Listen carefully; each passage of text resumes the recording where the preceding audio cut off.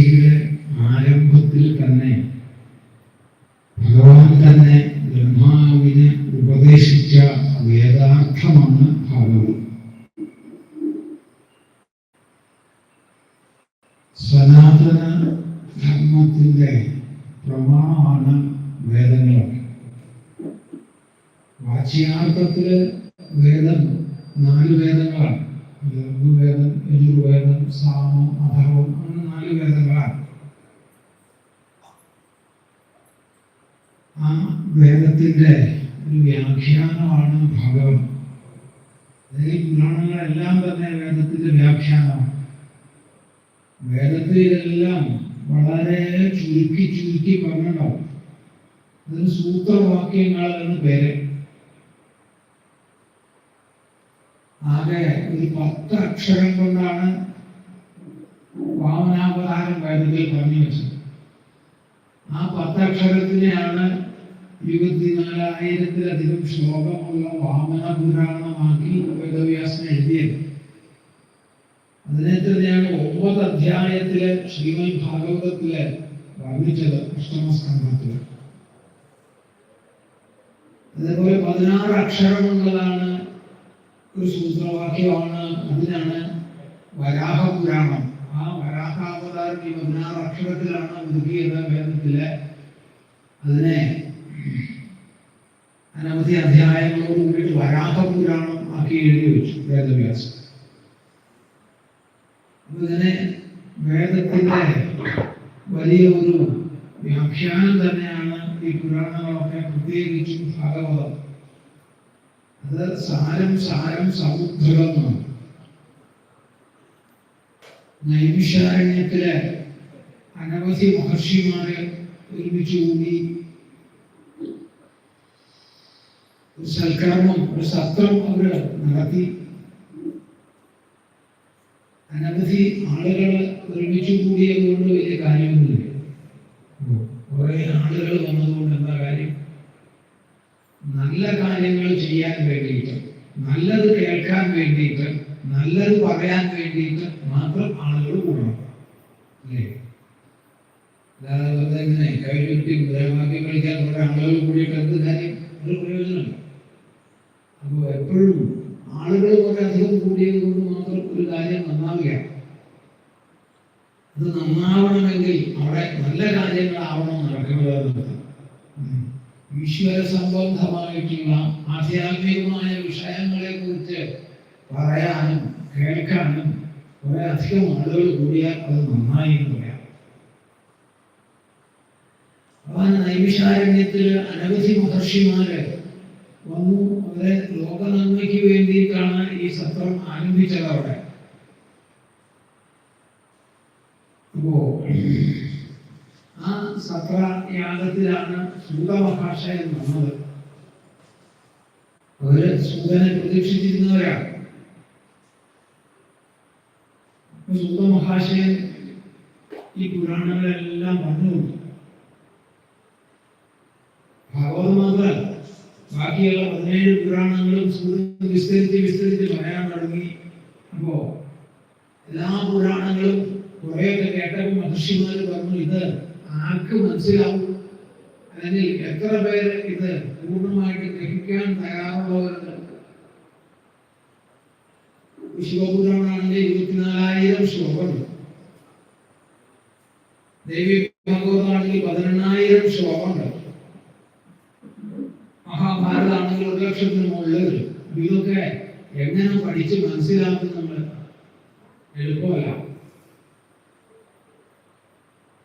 ഭാഗവതം തന്നെ അല്ലേ 14,000 ശ്ലോകമേ ഉള്ളൂ, 18,000 ഗ്രന്ഥം. ആ ഭാഗവതം തന്നെ നമുക്ക് 7 ദിവസം കൊണ്ട് വളരെ വിഷമിച്ചാണ് നമ്മൾ പൂർത്തിയാക്കേണ്ടത്.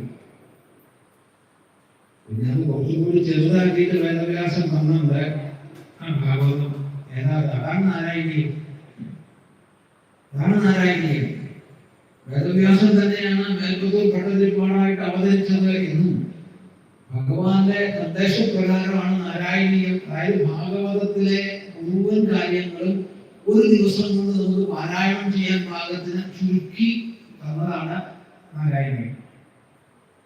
ഭഗവാന്റെ ഉപദേശപ്രകാരം തന്നെ. അതിനൊരു മഹാത്മ്യം നാരായണീയത്തിനുണ്ട്. അതിനൊരു മഹാത്മ്യം അംഗീകൃഷി പറയുന്നതായിട്ട് നാരായണീയത്തിൽ ഒരു മഹാത്മ്യത്തിലുണ്ട്. ഏതായാലും അപ്പൊ അങ്ങനെ അപ്പൊ അത് കുറെ കൂടി ചുരുക്കിയിട്ടുണ്ടോ നാരായണീയം.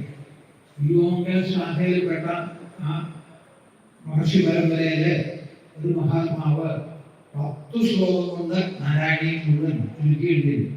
1000 ശ്ലോകമുള്ള നാരായണീയം 10 ശ്ലോകം ചുരുക്കിയിട്ടില്ല.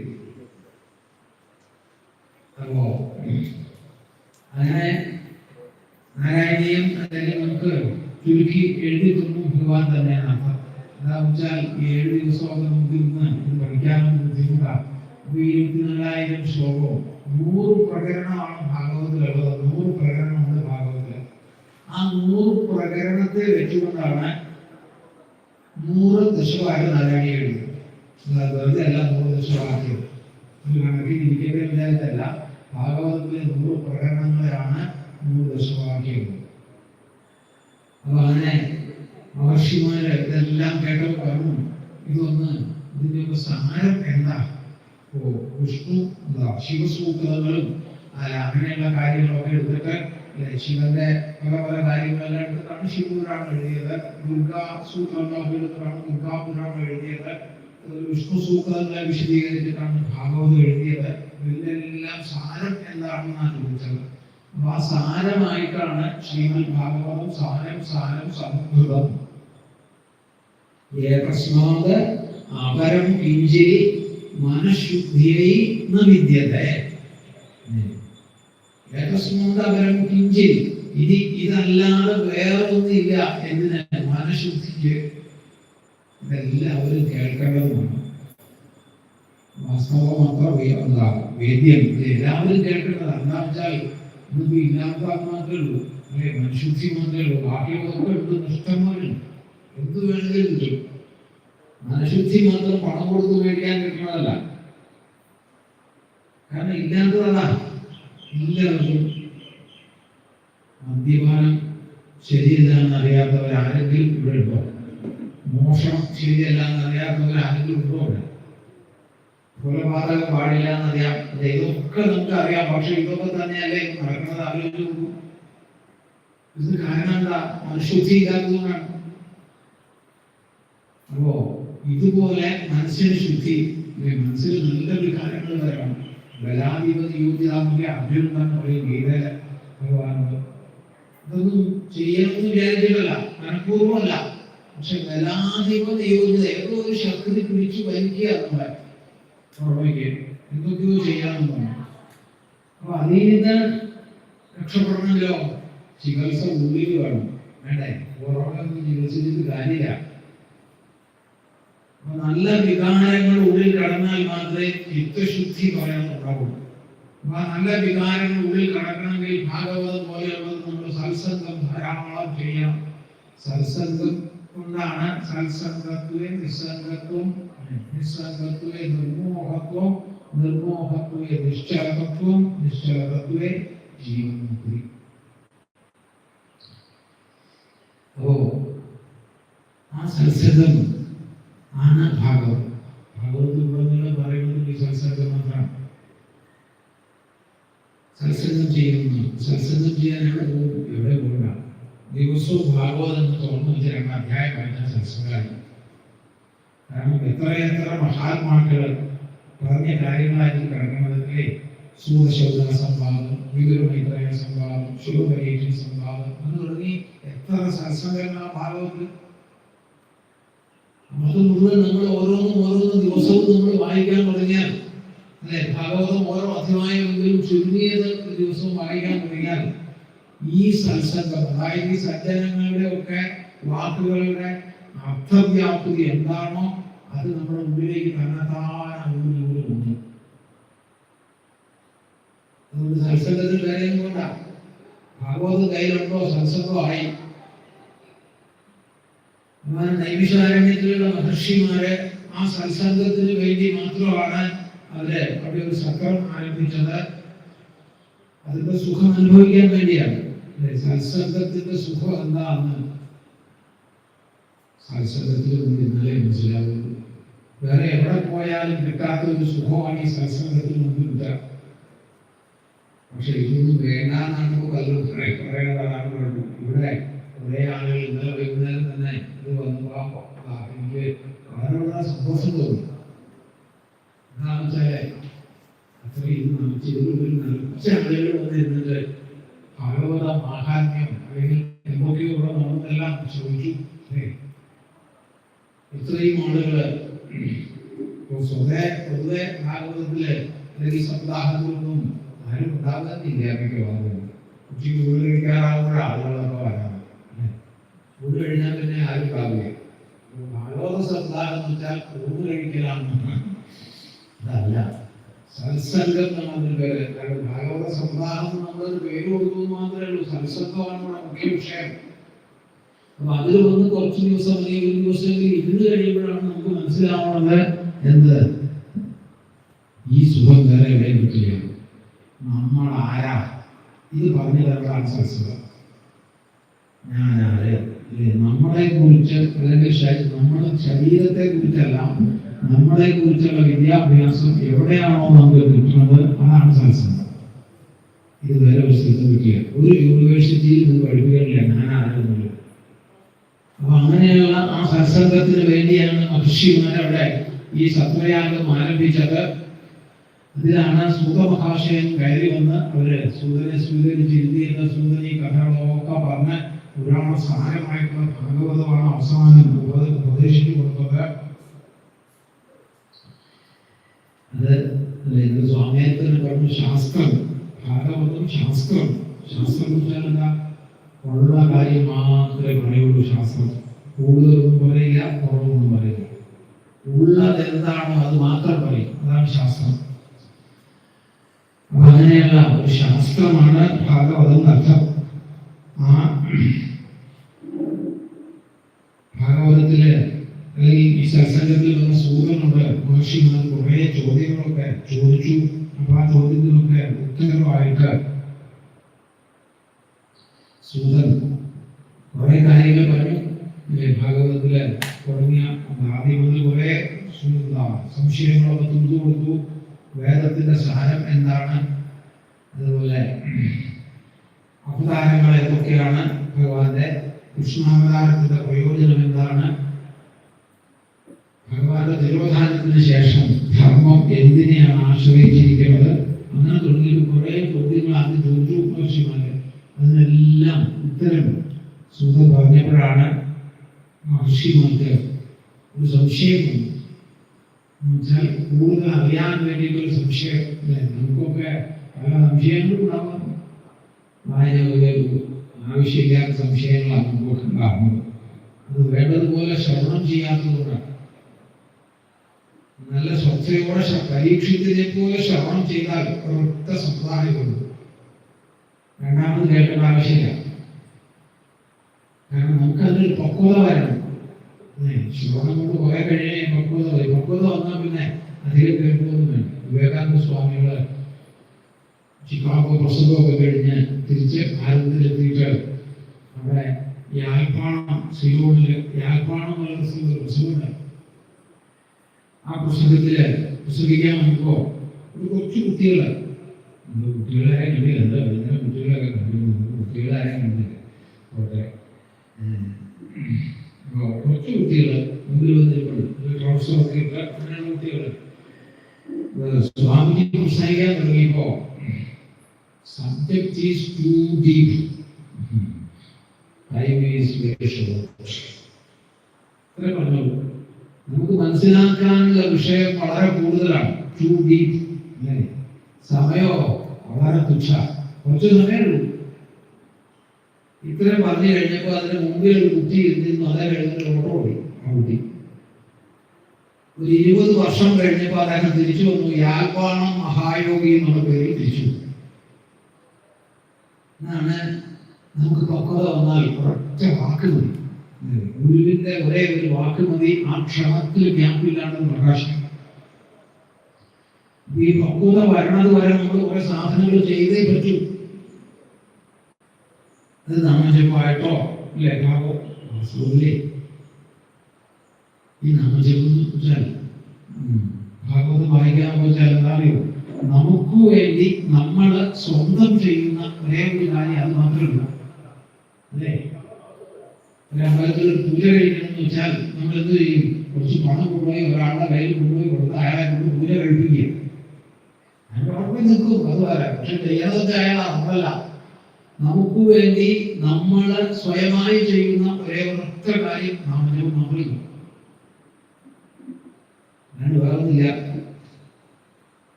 അതിന്റെ പ്രാധാന്യം വളരെ വലുതാണ്. അതിന് പിന്നെ എവിടെയെങ്കിലും അവസരം കിട്ടിയാൽ വിഷ്ണു സഹസ്രനാമൊക്കെ നമ്മൾ ജപിക്കല്ലേ. വിഷ്ണു സഹസ്രനാമത്തിലെ എന്നൊരു നാമം, അതിന് പരാശര ഭട്ടർ എന്നുള്ള മഹാത്മാവ് വിശിഷ്ടാദ്വൈതത്തിലൊരു ആചാര്യനാണ്. അദ്ദേഹം ഒരു വ്യാഖ്യാനം എഴുതി. അതിൽ അദ്ദേഹം പറയുന്നത് എന്താണെന്നറിയോ, നമുക്ക് വിസ്തരിക്കുന്നില്ല വിഷയമാണ്.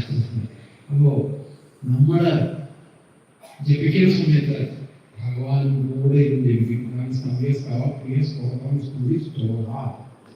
ഭഗവാൻ കൂടെ ഇരുന്നൊപ്പം ജപിക്കും. നമ്മൾ ജപിക്കും. അപ്പോ വൺവേ അല്ല ഈ ജപം നോക്കോളം. ഭഗവാൻ നമ്മൾ ജപിക്കുന്ന സമയത്ത് ഭഗവാൻ അവിടെ ജപിക്കുക നമ്മുടെ ഒപ്പം. ഭഗവാനെ ആ നാമസങ്കീർത്തനത്തിന് ഇത്ര വലിയ പ്രാധാന്യം ഉണ്ടാകുന്ന അർത്ഥം. ഏതായാലും മഹർഷിമാരുടെ ഈ ചോദ്യങ്ങൾക്ക് ഉത്തരം കൊടുത്തു. വേദസാരം എന്താണ് എന്ന് ചോദിച്ചപ്പോഴേ വേദവ്യാസം പോലും തുറന്നു പറയാത്ത കാര്യം സുഖം പറഞ്ഞപ്പോഴാണ് അവർക്ക് ഭാഗവതം വേദമാണ്, വേദസാരമാണ് ഭാഗവതം. മാത്രമല്ല പത്മപുരാണത്തിൽ മഹാത്മത്തിൽ പറഞ്ഞത് പദേ പദേ ശ്ലോകേ ശ്ലോകേ പദേ പദേ വേദാർത്ഥം. ഓരോ പദത്തിലും ഓരോ ശ്ലോകത്തിലും വേദാർത്ഥമാണ് ഇതിൽ പറയുന്നത്. അതുകൊണ്ട് ഭാഗവതത്തിലെ ഓരോ വാക്കിനും അർത്ഥം പറയാൻ വളരെ ശ്രദ്ധിക്കണം. അത് യഥാർത്ഥമാണ്, വെറുതെ അല്ല. വേദത്തില് ഇതുണ്ടാവും. ചിലപ്പോൾ ചില സ്ഥലത്ത് ചില അക്ഷരങ്ങൾ കൂടുതലുണ്ടാവും, ചില അക്ഷരങ്ങൾ കുറവുണ്ടാവും. ഈ കൂടുതലുള്ള സ്ഥലത്ത് ആ കൂടുതലുള്ള അക്ഷരം മാറ്റി വരണമെന്നുണ്ടാവും. കുറവുള്ള സ്ഥലത്ത് അതിന് വേണ്ട അക്ഷരം ചേർക്കുകയും വേണം. അതിനൊക്കെയാണ് വേദം പഠിക്കാൻ പറ്റുള്ളൂ എന്ന് പറയുന്നത്. അപ്പൊ ആ വേദത്തിന്റെ താല്പര്യമാണെങ്കിൽ ഭാഗവതം എന്ന് വെച്ചാൽ എത്ര മനസ്സിരുത്തി വേണം നമ്മൾ കേൾക്കാനും എത്ര ശ്രദ്ധയോടെ വേണം നമ്മളത് കൈകാര്യം ചെയ്യാൻ. അപ്പൊ അതിനെല്ലാം സാരം ഉണ്ടാവും, ഭഗവത് ഭക്തി ഉണ്ടാകാനാണ്. ഇതൊക്കെ പറഞ്ഞപ്പോഴാണ് ചോദിച്ചത് ഇതെല്ലാം എവിടുന്ന് കിട്ടിയത്. അപ്പോഴാണ് സുഖം പറയുന്നത്, ഇത് ഗംഗാതീരത്ത് പരീക്ഷിത്ത് മഹാരാജാവ് പ്രായോപവേശം ചെയ്തു. എപ്പോഴാണ് അവിടെ സുഖബ്രഹ്മ മഹർഷി വന്നത്, അദ്ദേഹം ഭാഗവതം ഉപദേശിച്ചു കൊടുത്തു. സുഖബ്രഹ്മ മഹർഷി പരീക്ഷിക്കുന്നത് ആ ഭാഗവതത്തിൽ നിന്ന് കേട്ടതാണ് ഇത് മുഴുവൻ എന്നാണ് സുഖൻ പറഞ്ഞത്. അപ്പോഴാണ് മഹർഷിമാർ വീണ്ടും ചോദിച്ചു, എപ്പോഴാണ് വേദവ്യാസൻ ഭാഗവതം എഴുതിയത്, അതുപോലെ പരീക്ഷിച്ച് അത് കേൾക്കാൻ എന്താ കാരണം?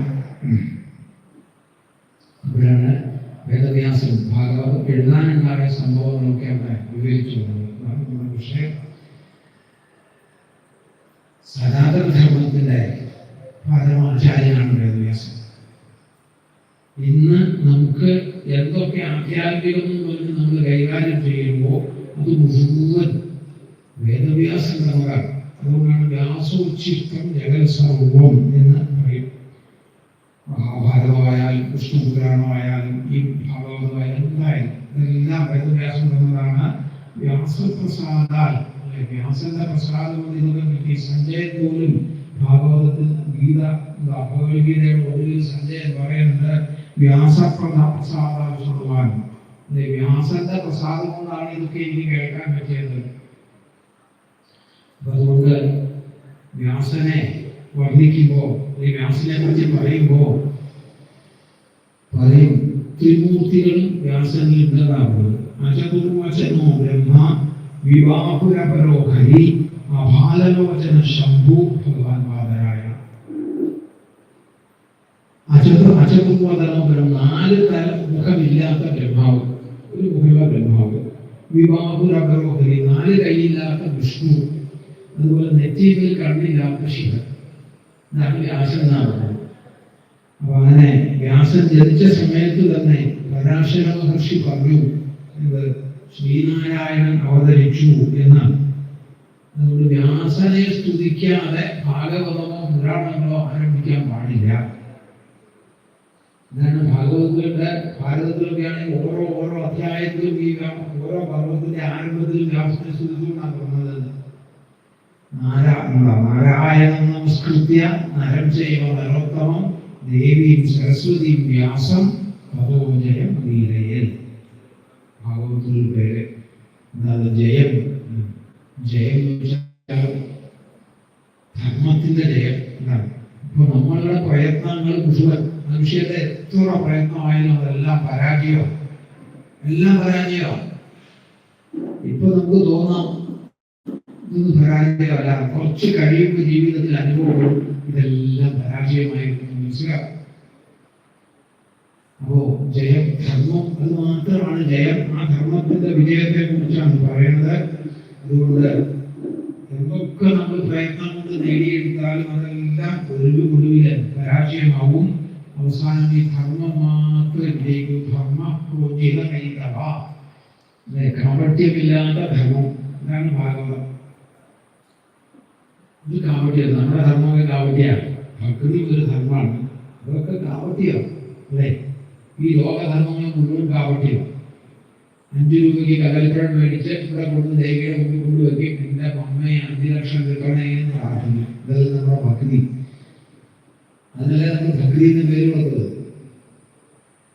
അപ്പൊ അതല്ല, ആ ധർമ്മം ഒന്നുമല്ല ഭാഗവതം വർണ്ണിക്കുന്നത്. യാതൊരു കാപട്യവും ഇല്ലാത്ത നിഷ്കളങ്കമായ ധർമ്മത്തെയാണ് വർണ്ണിക്കുന്നത് അർത്ഥം. അതുകൊണ്ട് അതിനല്ലേ ആ വ്യാസന്റെ വരവോട് കൂടിയാണ് എന്ത് ഒന്നായ വേദങ്ങളൊക്കെ 4 വ്യാസൻ. വേദാബ്ജ ഭാസ്കരം വന്ദേന, വേദമാവുന്ന താമരയ്ക്ക് വിടരാനുള്ള അവസരം ഉണ്ടാക്കിയ സൂര്യനാണ് വ്യാസൻ എന്നാണ്. സൂര്യൻ ഉദിക്കുമ്പോഴാണ് താമര വിടരുന്നത് അല്ലേ? വേദാബ്ജ ഭാസ്കരം വന്നേ, വേദമാവുന്ന താമരയ്ക്ക് വിടരാനുള്ള ഒരവസരം ഉണ്ടായി വ്യാസൻ കാരണം. ഒന്നായ വേദം 4 വെച്ചു എന്നുവെച്ചാണ്. അതുകൊണ്ടാണ് നമുക്ക് ഇന്നും അഭിമാനത്തോടെ നമ്മൾ പറയും, ഞാൻ ഋഗ്വേദിയാണ്, ഞാൻ യജുർവേദിയാണ്, ഞാൻ സാമവേദിയാണ് എന്നൊക്കെ അഭിമാനത്തോടെ നമ്മൾ പറയാനുണ്ടെങ്കിൽ അതിനൊക്കെ കാരണക്കാരൻ വ്യാസനാണ്. അപ്പൊ വ്യാസൻ എപ്പോഴാണ് ഭാഗവതം രചിച്ചത് എന്നാണ് ഇവിടെ മഹർഷിമാരുടെ ചോദ്യം.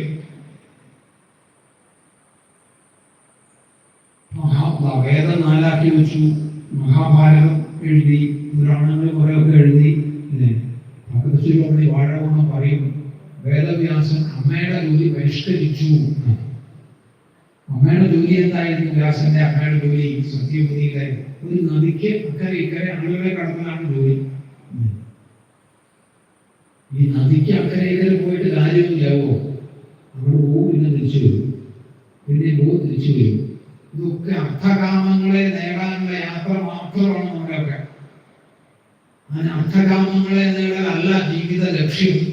ലക്ഷ്യം ആത്മസാക്ഷാത്കാരമാണ്. ഈ ലക്ഷ്യബോധം ഇല്ലാതെയാണ് നമ്മളൊക്കെ യാത്ര ചെയ്തത്. അതാണ് കുഴപ്പം. ലക്ഷ്യബോധം ഉണ്ടല്ലോ ലക്ഷ്യത്തെത്തി. വ്യക്തിയെ പോയാൽ നമ്മൾ ലക്ഷ്യത്തെത്തി. രമണ മഹർഷി രസായന കഥ പറയും, ചുങ്കച്ചാവടി തപ്പാതെയാണ്. ചുങ്കച്ചാവടി ചെക്ക് പോസ്റ്റ് നടത്താം. തമിഴിൽ ചുങ്കച്ചാവടി എന്ന് പറഞ്ഞാൽ ചെക്ക് പോസ്റ്റ് നടത്താം. ഒരു കാളവണ്ടിക്കാരനാണ്. അയാളുടെ വണ്ടിയിൽ നിറച്ച് ചന്ദ്രത്തടിയാണ്. അപ്പോൾ നേരെയുള്ള വഴിക്ക് പോയാൽ ചെക്ക് പോസ്റ്റിൽ ചിലപ്പോൾ പിടി വീഴും. അതുകൊണ്ട് ഇയാൾ എന്ത് ചെയ്തു? കാട്ടിൽ കൂടി വളഞ്ഞു പോയി. കുറെ ദൂരം ചിലപ്പോൾ വണ്ടിക്കാരൻ നല്ല ഉറക്കമായി. കാള വണ്ടി വലിച്ചുകൊണ്ട് പോവാ. കാളയ്ക്ക് ഒറ്റ വഴി അറിയാം, ചെക്ക് പോസ്റ്റിലേക്കുള്ള വഴി. നേരെ വിളിച്ചായപ്പോൾ വണ്ടി ചെക്ക് പോസ്റ്റിൽ കൊണ്ടുപോയി. അപ്പോൾ ലക്ഷ്യബോധം എന്നുള്ളത് നമ്മുടെ ഉള്ളിലുണ്ടെങ്കിൽ എന്താവും? നമ്മൾ ഇതിലേക്ക് പോയാലും ശരി അവിടെ എത്തി കിട്ടും.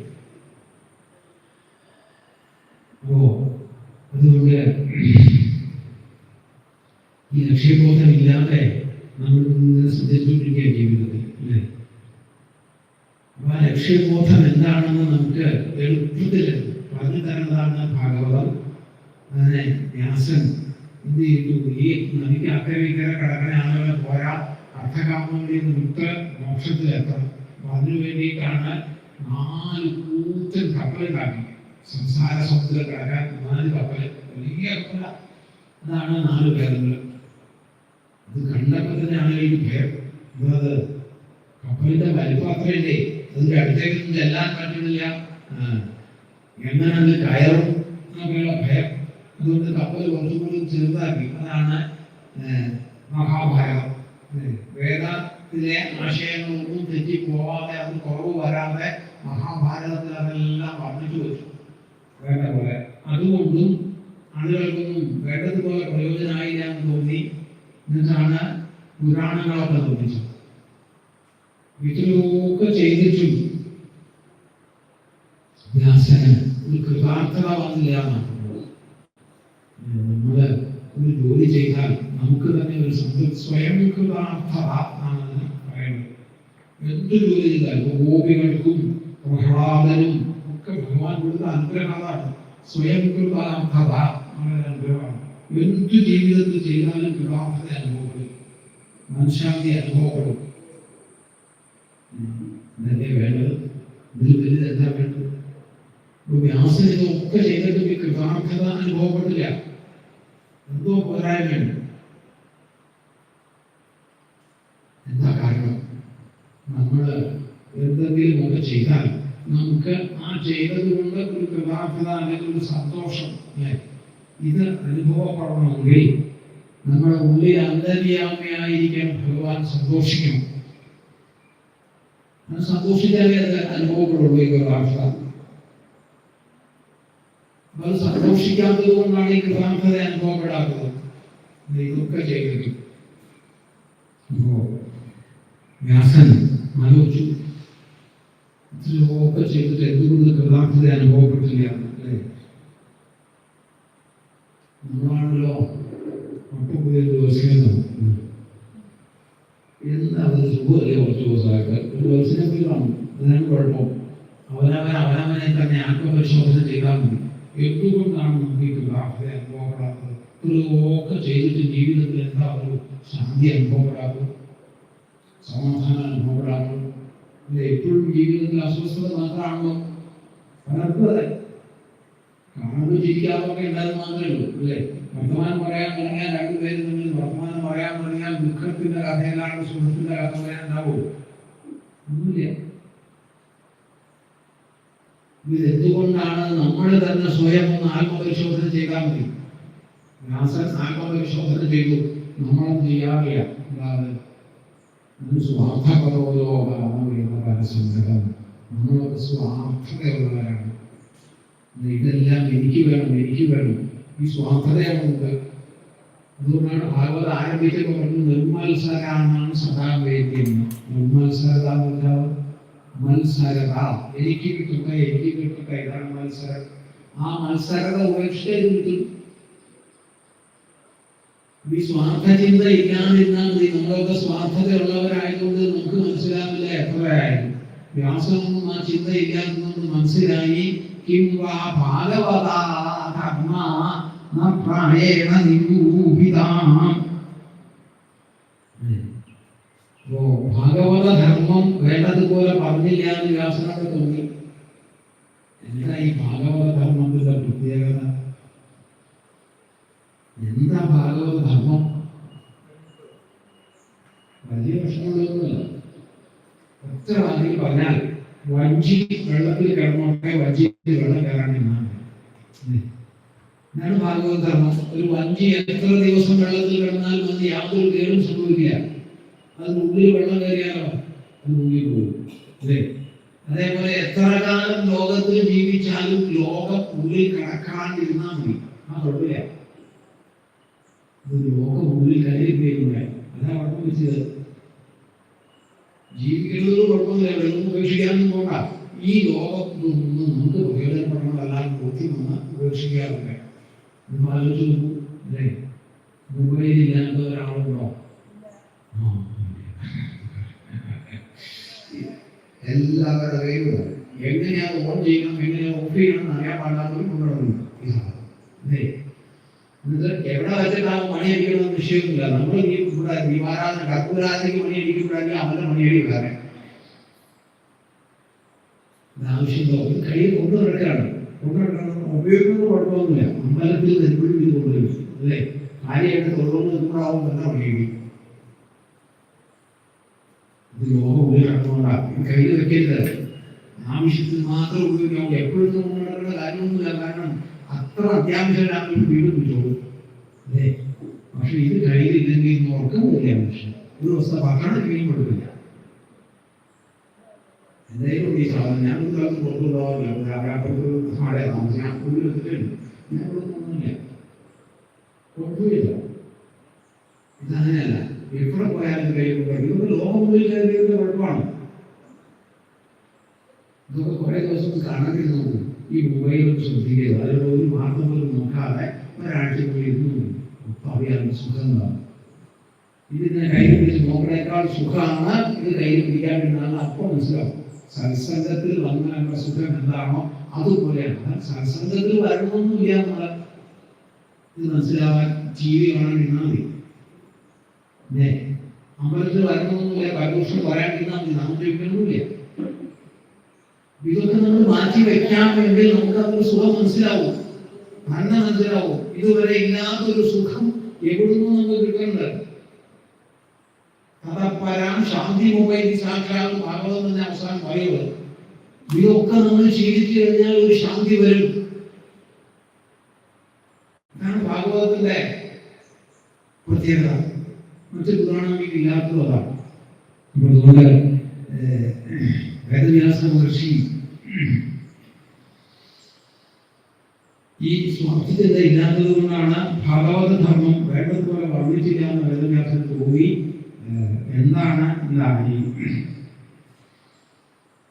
നമുക്കത് തോന്നാത്തതോ നല്ലത് ആസ്വദിക്കുമ്പോഴും നമ്മൾ എന്താവുന്നു, ഏതെങ്കിലും വേണ്ടാത്ത ചിന്ത നമ്മളിൽ വരും. ഭാഗവതം കേൾക്കുന്ന സമയത്തും വേണ്ടാത്ത ചിന്ത വരും. ഇത് കേൾക്കൊണ്ടിരിക്കുമ്പോൾ വരും.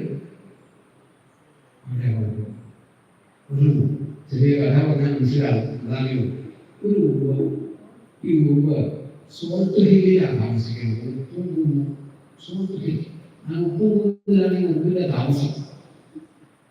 ഉപ്പ് തരത്തിൽ ഒരു ദിവസം വേറെ കുടുംബം ആ മുമ്പ് ഷുഗർ ഹില്ലിലാണ് താമസിക്കുന്നത്, പഞ്ചസാരക്കുന്നിൽ. അപ്പോ ഈ പഞ്ചസാരക്കുന്നിൽ നിന്ന് മുമ്പ് വന്നപ്പോൾ ഈ ഉപ്പുകുന്നിന് മുമ്പ് അതിന് സാര ഉപ്പ് കൊടുക്കും കഴിക്കാൻ. അത് കഴിച്ചു. അയ്യേ, ഇതാണ് നീ കഴിക്കുന്നത്, എത്ര മോശമായി സാധനം, എന്റെ കൂടെ നല്ലത് തരാം പഞ്ചസാരക്കുന്നിലേക്ക്. അവിടെ നിങ്ങൾക്ക് ഈ ഉപ്പുകുന്നിലെ ഉപ്പിന്റെ വായിലേക്ക് ഒരു ലേശം പഞ്ചസാര ഇട്ട് കൊടുക്കും. അത് കുത്തിട്ടുള്ളൂ. ഇതാപ്പോ നീ നല്ല സാധനമാണെന്ന് പറഞ്ഞത്. ഇതിലൊക്കെ എത്രയോ സാധനമായാലും ഉപ്പുകുന്നിലാണ് എന്റെ അവിടെ ഉപ്പിലാണ് ഉപ്പുകുന്നിലെ ഉണ്ട്. അങ്ങനെ വീണ്ടും പഞ്ചസാര കൊടുക്കും. അപ്പോഴും ഈ ഉപ്പുകുന്നിൽ നമുക്ക് ഉപ്പ് കുത്തികളാണ്. അപ്പൊ എന്ത് ചെയ്യുന്നു, മറ്റേ ഉപ്പ് ഈ ഉപ്പുകുന്നിൽ നമുക്ക് വായ കുടിച്ചു. നമുക്ക് ഈ അതിലൊരു കഷ്ണം ഉപ്പ് വെച്ചിട്ടുണ്ട്. ഈ 30 കഷ്ണം വായിക്കൊണ്ട് അതിനോട് ഓർമ്മ. അപ്പൊ യഥാർത്ഥം മതിയോ? അതുപോലെയാണ് നമ്മളൊക്കെ ഓരോ തരത്തിലുള്ള വേണ്ടാത്ത വിചാരങ്ങൾ കൊണ്ടാണ് ഇവിടെ വന്നിരിക്കുന്നത്. അതാണ് ഭാഗവത ഏകാദശി പറയുന്നത്. കായം വിലറ്റോ വിജയ പ്രസംഗ നിസ്സംഗനായിട്ട് വേണം ഇത് കേൾക്കാൻ. ഒരു വേറെ സംഭവമൊന്നും വരരുത്, ഭഗവാൻ മാത്രം. രണ്ടാമതൊരു ചിന്തയില്ലാതെ ഇത് ശ്രവണം ചെയ്യും. അപ്പോഴാണ് ഇത് മനസ്സിലാവുക. ഭാഗവതയുടെ അനുഭവമാണെന്ന് അപ്പോഴാണ്. അല്ലെങ്കിൽ ഇങ്ങനെ കേട്ടുകൊണ്ട് എത്ര ഭാഗവതം ഇവിടുത്തെ ആദ്യത്തെ ഭാഗവതം തുടങ്ങി ഞാൻ തുടങ്ങി വരുന്നതാണ്. അതിപ്പോ 25ാമത്തെ വർഷമായി. വളരെ സന്തോഷമുണ്ടെങ്കിൽ തുടർന്ന് പോകുന്നുള്ളത് പോട്ടെ അല്ലേ. എത്രയോ കാലം പറ്റുന്ന അത്രയോ കാലം പോട്ടെ. എന്നിട്ട് ഇപ്പൊ എവിടെ വരെ എത്തി? 25 കൊല്ലം ഭാഗവതം കേട്ട് ഇപ്പോഴും 5 തിരുനക്കര തന്നെയാണ് കേരളം അല്ലേ. LKG കയറിയിട്ടുണ്ടോ? ഒന്നുമില്ലല്ലോ. ഇപ്പോഴും ആ അതേപോലെ തന്നെ ഭാഗവതത്തിലെ ഏകതെങ്കിലും ഒരു ശ്ലോകം, ആ ജന്മാതിശയെന്നുള്ള ശ്ലോകം പോലും ചിലപ്പോ തെറ്റുകൂടാതെ വായിക്കാൻ പറ്റുന്ന സംശയം. 25 കൊല്ലം ഭാഗവതം കേട്ടിട്ട്. മാത്രമല്ല പെട്ടെന്ന് ഒരു ദിവസം ഭാഗവതം നമ്മുടെ കൂടിയോ ഒന്നും കൃഷ്ണാവതാരാണ് വായിക്കണമെന്ന് വെച്ചോളൂ. എവിടെയാ കൃഷ്ണാവതാരം? ഭാഗവതം നോക്കി അവിടെ ഇവിടെ നോക്കും അല്ലേ. ദശമസ്കൃതത്തിലെ 3ാമത്തെ അധ്യായം കൃഷ്ണാവതാരം. 25 കൊല്ലം ഭാഗവതം കേട്ടു അത് മറന്നുപോയി. അതാണ് അല്ലേ. വേണ്ടാത്ത ചിന്തകൾ ഒന്നും വരരുത്. അപ്പോഴാണ് ഭാഗവത ധർമ്മം എന്താണ്, ഭാഗവതം എന്താണ്, ഭഗവത് കഥകൾ നല്ലോണം കേൾക്കുക. ശ്രമിക്കുക. അത് കേട്ട് അതിൽ ആനന്ദിക്കാൻ പഠിക്കണം, അത് സന്തോഷിക്കാൻ പഠിക്കണം. അതാണ് ഭാഗവത ധർമാനുഷ്ഠാനം. അതാണ് വേറൊന്നുമില്ല. ഭഗവത് കഥകളിൽ നിന്ന് കേട്ട് കേട്ട് അതിൽ സന്തോഷിക്കാൻ ആവുന്നുണ്ട്, ആനന്ദിക്കാൻ പഠിക്കണം. അപ്പോഴാണ് ഭാഗവതാനുഷ്ഠാനം ധർമാനുഷ്ഠാനം. അങ്ങനെ ഈ ഭാഗവതത്തിന്റെ പ്രത്യേകത പരമഹംസാനം തദൈവ അച്യുതപ്രിയാണ്. പരമഹംസന്മാർ പോലും ഇഷ്ടപ്പെടുന്നതാണ് ഭാഗവതധർമ്മം. നമ്മളെപ്പോലുള്ളവരല്ല, പരമഹംസന്മാരെ ഇഷ്ടപ്പെടുന്നതാണ് ഈ ഭാഗവതധർമ്മം. അതോ ഭക്തന്മാർ ഇഷ്ടപ്പെടുന്നതാണ് അർത്ഥം. തദൈവയ്ക്ക് അച്യുതപ്രിയ, അതാണ് ഭഗവാൻ പ്രിയ. യോഗ സ്വാമിയാര്, ഭൂദാനം, പൂരമ, ഇങ്ങനെ തുടങ്ങിയിട്ടുള്ള ഭക്തന്മാര് എന്താണോ പറയുന്നത് അത് ഭഗവാൻ ഇഷ്ടം. അത് ഭഗവാൻ ശരിയാക്കി കൊടുക്കും. അങ്ങനെയാണ്. അവിടെ നിയമമൊന്നും ഭഗവാൻ ബാധകമല്ല, അതൊക്കെ മാറ്റിവെക്കും ഭക്തന്മാർ പറഞ്ഞാൽ. ഒരാൾക്ക് വൈദ്യുവേദന, ഗുരുവായൂരൊക്കെ പ്രസിദ്ധമായിട്ട് പറയാറ്, ഒരിക്കലും ഒരാൾക്ക് വൈദ്യുവേദന അത് മാറില്ല, വൈദ്യുവേദന മാറല്ലേ. അപ്പോൾ വിലോക സ്വാമിയാരോട് ചോദിച്ചു, ഈ വൈദ്യുവേദനയാണ് മാറുമെന്ന് ചോദിച്ചു. സ്വാമിയാർ ഭഗവാനോട് ചോദിച്ചപ്പോൾ ഭഗവാൻ 7 ജന്മത്തേക്ക് വൈദ്യുവേദന മാറില്ല. അയാൾക്ക് വലിയ വിഷമമായി, ചോദിക്കുണ്ടായിരുന്നു തോന്നി. ഇയാൾ ഇന്നലെ ഒരു ദിവസം നടന്നു പൂരമേടെ എത്തിയിരുന്നു ഉച്ചയ്ക്ക്. അപ്പോൾ ഭക്ഷണം കഴിക്കാൻ കുറച്ച് പൂരമ. ഇയാൾ ഭക്ഷണം കഴിക്കാൻ വയ്യ, എനിക്ക് വൈദ്യുവേദനയാണ്, ഭക്ഷണം കഴിക്കാൻ വൈദ്യുവേദനയാണ്, കഴിക്കാൻ വയ്യാമെന്ന്. അതൊന്നും കുഴപ്പമില്ല, അച്യുതാനന്ദ ഗോവിന്ദാന്ന് ജനിച്ചോട് ഭക്ഷണം കഴിച്ചോളാം. ഇയാൾ ഈ ഭക്ഷണം കഴിക്കാൻ കൊതിയുണ്ട്, ഈ നാമം ജനിച്ച് ഭക്ഷണം കഴിച്ചു. വൈദ്യുവേദന സംശയമില്ല, പിന്നെ ഉണ്ടായിട്ടില്ല. അപ്പൊ അയാള് വിലോക സ്വാമിയാർ വിളിച്ചു. സ്വാമിയാർ പറഞ്ഞില്ലേ മാറിയാന്ന്, ക്രൂരമ പറഞ്ഞല്ലോ അച്യുതാനന്ദ ഗോവിന്ദാന്ന് ചോദിക്കാൻ. അപ്പൊ വൈദ്യുവേദന മാറി. പിറ്റേ ദിവസം സ്വാമിയാർ പൂജ കഴിക്കുന്ന സമയത്ത് ഭഗവാൻ വന്നു ചോദിച്ചു, എന്തിനാ എന്നെ പറ്റിച്ചത്? ക്രൂരമ അച്യുതാനന്ദ ഗോവിന്ദാന്ന് ചോദിക്കുമ്പോഴാണ് വൈദ്യുവേദന മാറിയല്ലോ, എന്നോട് മാറിയാന്നല്ലേ പറഞ്ഞത്. ഭഗവാൻ പറഞ്ഞു, ഞാൻ കളവൊന്നും പറഞ്ഞില്ല, മാറിയാന്ന് പറഞ്ഞു സത്യമാണ്. പക്ഷെ അച്യുതാനന്ദ ഗോവിന്ദാന്ന് ജനിച്ചാൽ മാറിയാന്ന് ഞാൻ പറഞ്ഞിട്ടില്ല. അതെ, ഇങ്ങനെ ഏത് നിയമം ഏത് കാര്യം ഭക്തൻ പറഞ്ഞാലും അതിലൊരു പുതിയ നിയമം കൊണ്ടുവരാൻ ഭഗവാൻ വിഷമമൊന്നുമില്ല. ഭഗവാൻ എന്തും സാധിക്കുന്നതാണ്. കർത്തും അകർത്തും അന്യഥാ കർത്തും, അല്ലെ, ഒന്നും മറ്റൊന്നാക്കാനും, അല്ലെ, അതിൽ ഒന്നും ചെയ്യാനിരിക്കാനും എല്ലാം ചെയ്യാനും ഒന്നിനെ വേറൊന്നാക്കാനും ഇതിനൊക്കെ സ്വാതന്ത്ര്യമുള്ളതാണ്. അതുകൊണ്ട് ഭക്തന്മാർ ഏറ്റവും ഇഷ്ടപ്പെടുന്ന ഒന്നാണ് ഈ ഭാഗവത ധർമ്മം. അത് വേദതുപോലെ പറഞ്ഞില്ല എന്നാണ് വേദവ്യാസന് തോന്നിയത് അർത്ഥം. കാരണം വർണ്ണാശ്രമാദീൻ ധർമാൻ, മഹാത്മജിൽ തന്നെ പറഞ്ഞത്, വർണ്ണാശ്രമാദീൻ ധർമാൻ മനുവാദിമുഖേന. വർണ്ണാശ്രമധർമ്മങ്ങളൊക്കെ മനു തുടങ്ങിയവരെ കൊണ്ട് പറയിപ്പിച്ചു. ഭാഗവത ധർമാൻ സ്വമുഖേന. ഭഗവാൻ പറഞ്ഞതാണ് ഭാഗവത ധർമ്മം. വ്യാസദേവികൾ ദുഃഖിച്ചിരിക്കുകയാണ്. എന്താണ് അമൃതാമൃത വന്നിരിക്കുമ്പോഴാണ് ശ്രീനാഥ മഹർഷി പെട്ടെന്ന് വ്യാസന്റെ മുന്നിലേക്ക് വന്നത്. എപ്പോഴാണോ നമുക്ക് ഒരു ഗുരുവിന്റെ ആവശ്യം വരുന്നത് അപ്പോൾ ഗുരു വരും. ഇത് ഭാരതീയ സംസ്കൃതിയാണ്. ഗുരുവില്ലാതെ നമ്മൾ ഒരു കാര്യത്തിനും ബുദ്ധിമുട്ടുകളില്ല. ആധ്യാത്മിക മണ്ഡലത്തിൽ പ്രത്യേകിച്ചു മാത്രമല്ല, ഓരോരനുഗ്രഹേണ ഭഗവാൻ പൂർണ്ണപക്ഷേ. ഈ ദശമസ്കന്ധത്തില് ഈ ഭഗവാൻ തന്നെ ഉദാഹരണം പറയും, ഓരോരനുഗ്രഹേണ. ലോകത്തിൽ നമുക്ക് ശാന്തി വേണോ ഗുരുവിന്റെ ഈ ഒരു സുഭാഷിതം, ഓരോരനുഗ്രഹേണ ഭഗവാൻ പൂർണ്ണപക്ഷേ. ഈ സുഭാഷിതത്തിന്റെ വ്യാഖ്യാനമാണ് ഭാരതം മുഴുവൻ, ഭാഗവതം മുഴുവൻ, ഓരോ കഥകളും. ആ ഗുരുവിന്റെ അനുഗ്രഹം കൊണ്ടാണ് പൂർണ്ണതകളുള്ളത്. അപ്പൊ ആ ഗുരു ഒന്നുകിൽ നമ്മളെ തേടി വരും, അല്ലെങ്കിൽ നമുക്ക് ഇന്ന സ്ഥലത്ത് ഒരു ഗുരു ഉണ്ടെന്ന് നമുക്ക് മനസ്സിലാവും. അതിന് ഗുരുവിനെ തേടി പോയ ഒരാളല്ല. 9 വയസ്സിൽ നമ്മുടെ കേരളത്തിൽ നിന്ന്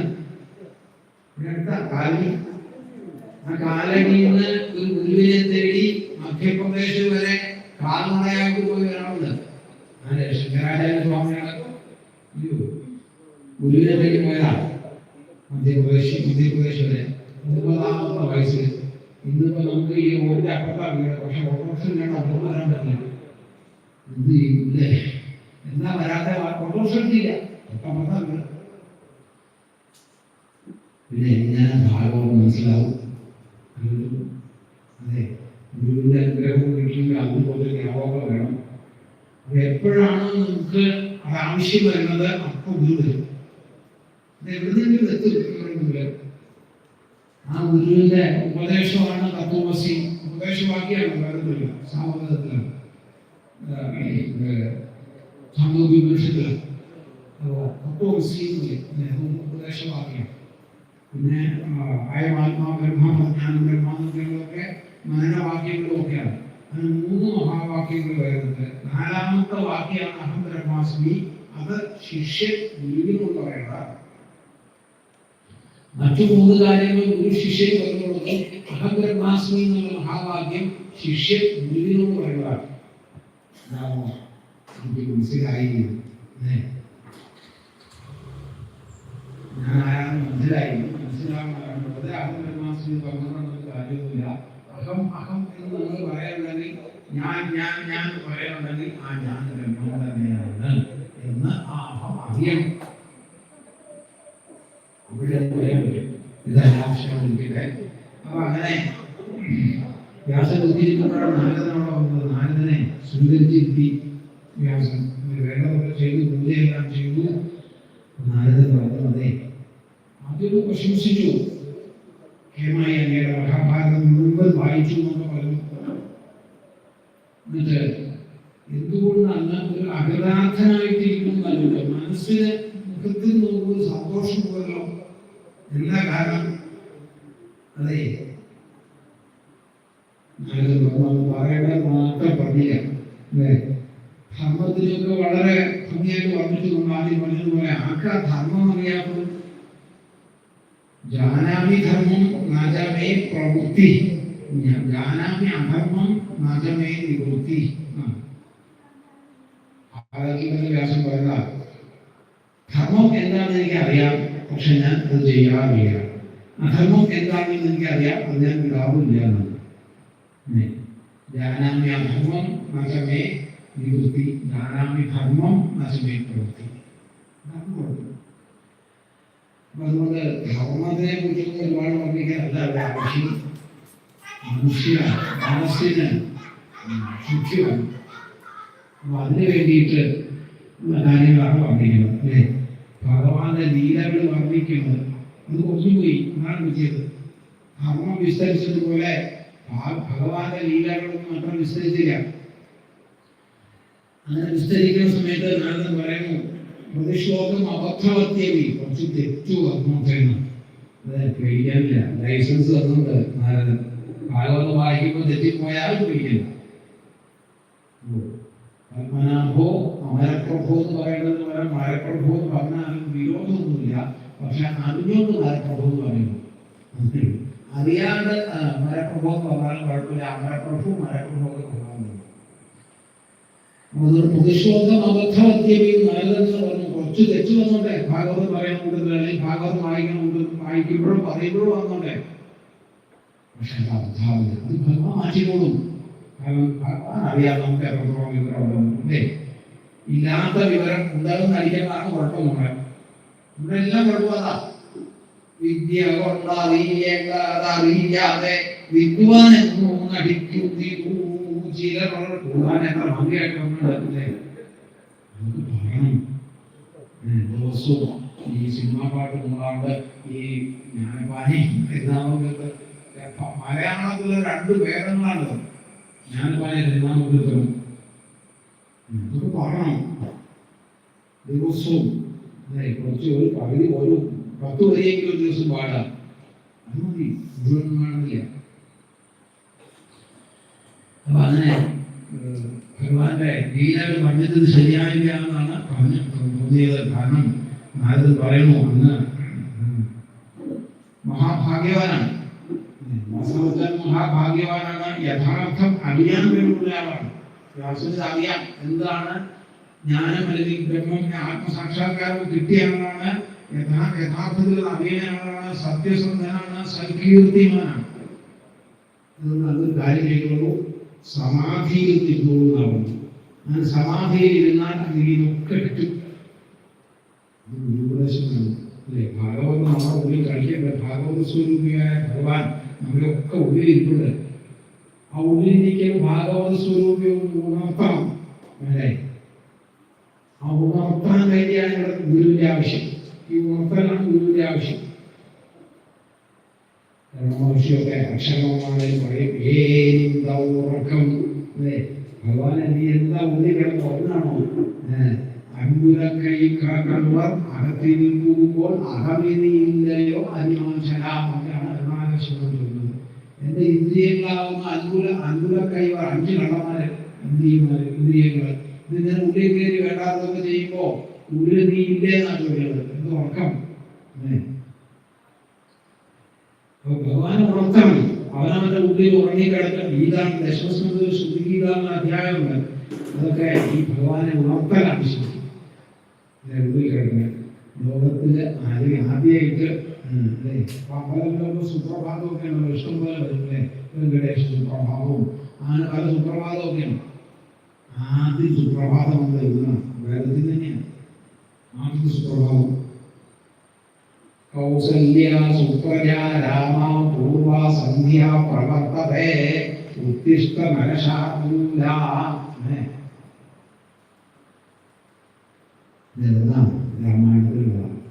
വിശ്വാമിത്രൻ പാടാറാണ് സുബ്ബലക്ഷ്മി പാടണം. രാമലക്ഷ്മണന്മാരെ വിശ്വാമിത്രൻ ഉണർത്തം പാടാണത്. കൗസല്യ സുപ്രജാ രാമ പൂർവ സന്ധ്യ പ്രവർത്തതേ. അതിൽ നിന്നാണ് ബാക്കിയുള്ള എല്ലാ സുപ്രഭാതങ്ങളും ഉണ്ടായത്. ആദ്യത്തെ സുപ്രഭാതം അതാണ് ശരിക്കുള്ള സുപ്രഭാതം. അതാണ് അവരവരുടെ ഉള്ളിലുള്ള ഭഗവാനെ രാവിലെ ഉത്സവത്തിലാ സുപ്രഭാതം. അല്ലാണ്ട് വെങ്കടേശ സുപ്രഭാതം നമ്മൾ പാടണ്ട, അവരൊക്കെ ഉറങ്ങുന്നേ ഇരിക്കും. അപ്പൊ നമ്മുടെ ഉള്ളിൽ ഭഗവാനെ ഒന്ന് ഉണർത്തണം, അതാണ് ഇതിൻ്റെയൊക്കെ ആവശ്യം. അപ്പൊ അതുകൊണ്ട് അങ്ങ് സമാധി എന്നുള്ള അവസ്ഥ പ്രാപിച്ചാൽ ഇതൊക്കെ മനസ്സിലാവും. സമാധി അനുസ്മരണം ജ്യേഷ്ഠികം അല്ലേ എന്നാണ് നാരദൻ പറഞ്ഞത്. കാരണം അങ്ങയുടെ അവതാരം തന്നെ എന്തിനാണ്? ഇത് ജനങ്ങളെ ബോധ്യപ്പെടുത്താൻ വേണ്ടിയിട്ടാണ്. അപ്പോ സാധാരണ ജനങ്ങളൊക്കെ ത്രിഗുണങ്ങള് സത്വജലത്തിന്റെ സ്വാധീനത്തിലാണ് എല്ലാവരും. അതെ, ഈ 3 ഗുണങ്ങളാണ്. ഈ 3 ഗുണങ്ങളാണ് നമ്മുടെ ജീവിതത്തില് ഇതെല്ലാം മാറ്റിമറിച്ച് കൊണ്ട് നടക്കുന്നത്. ചിലർക്ക് സത്വഗുണം അധികം ഉണ്ടാവും, ചിലർക്ക് തമോഗുണമാവും, ചിലർക്ക് രജോഗുണം. ഈ 3 ഗുണങ്ങൾ ഒരേപോലെ നിന്നാൽ പിന്നെ ഒന്നുമില്ല, ഒരു പ്രവർത്തനങ്ങളും അവിടെ നടക്കുകയാണ്. അത് നമ്മൾ ശരിക്കും പറഞ്ഞാൽ മാസമേയായി ഈ 3 ഗുണങ്ങൾ ഒരുപോലെ വന്നാൽ. ഇതിൽ ഏതെങ്കിലും ഒരു ഗുണം വ്യത്യാസം വരുമ്പോഴാണ് ഈ പ്രശ്നങ്ങളെല്ലാം ഉണ്ടാവുക. ആയുർവേദത്തില് പറയും വാദം, പിത്തം, കഫം, അങ്ങനെ 3 കാര്യങ്ങളാണ് ശരീരത്തിൽ രോഗത്തിന് കാരണം. ഇത് 3 സമനിലയിലാണ് ശരീരത്തിൽ നിൽക്കേണ്ടതെന്ന് വെച്ചാൽ ഒരു കുഴപ്പമില്ല, രോഗം വരില്ല. വാദോ പിത്തോ കഫം ഏതെങ്കിലും ഒന്ന് കൂടിയാൽ അല്ലെങ്കിൽ കുറഞ്ഞാൽ അപ്പൊ അതിനനുസരിച്ച് രോഗം വരും.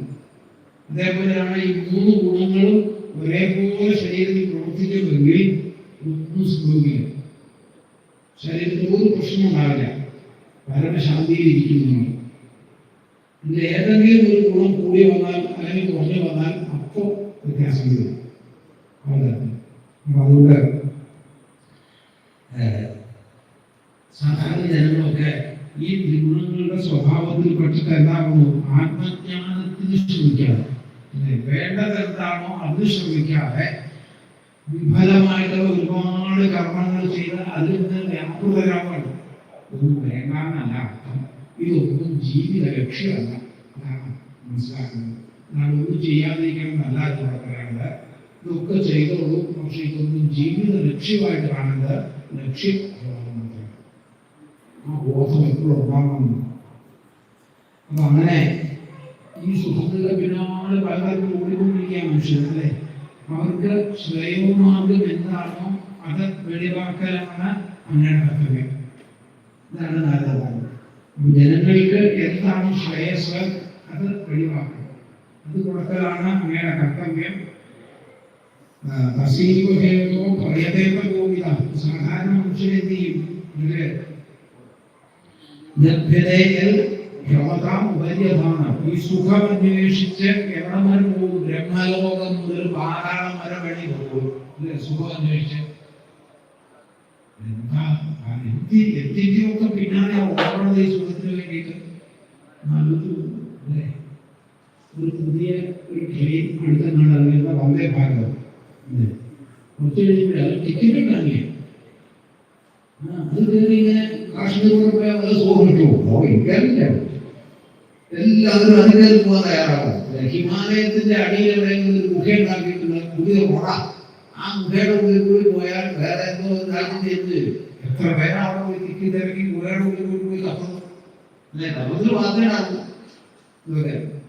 എത്ര പേര് അതിനുള്ളിൽ കൂടി കയറി പോയി ആവശ്യമില്ല. എന്തോ ഒരു സുഖം കിട്ടുന്നില്ല. എൻ്റെ ഒരു സുഹൃത്തുണ്ട് വിദേശത്താണ്. അദ്ദേഹം ഒരു ദിവസം എന്നോട് പറഞ്ഞു, ഞാൻ ഒരിക്കലും പോയപ്പോ സമുദ്രത്തിന്റെ അടിയിൽ ഒരു ഹോട്ടൽ, സമുദ്രത്തിന്റെ അടിയിൽ ഒരു ഹോട്ടൽ. എന്നിട്ട് ഞാൻ അവിടെ പോയി മസാല ദോശ കഴിച്ചു. ഒരു മാസം ശമ്പളം പറഞ്ഞില്ല അല്ലേ? നമ്മളിപ്പോ ഇവിടെ ഇറങ്ങിയിട്ട് ഏതെങ്കിലും വെജിറ്റേറിയൻ ഹോട്ടലിൽ പോയി മസാല ദോശ കഴിച്ചാലും ഈ സമുദ്രത്തിന്റെ അടിയിലെ ഹോട്ടലിൽ പോയി കഴിച്ചാലും സ്വാദം ഒന്നു തന്നെയാണ്. വലിയ വ്യത്യാസമൊന്നും അതിനുണ്ടാവില്ല. പക്ഷെ നമുക്കൊരു ചിന്തയുണ്ട്, സമുദ്രത്തിന്റെ അടിയിൽ പോയി കഴിഞ്ഞാൽ കൂടുതൽ സുഖം ഉണ്ടാവും. ഈ സുഖത്തിനാണ് ഓരോ മനുഷ്യൻ. ഇത് ഇവിടെ ഇരുന്നാൽ കിട്ടും, ഒന്നും പോകാതിരുന്നാൽ കിട്ടും. എവിടെ സുഖം, ദുഃഖം, കാമസുഖാപേക്ഷ എന്നാണ് ഭാഗവതത്തിൽ ഭഗവാൻ പറഞ്ഞത്. ദുഃഖം ഉണ്ടാവണം എന്തുകൊണ്ടാണ്?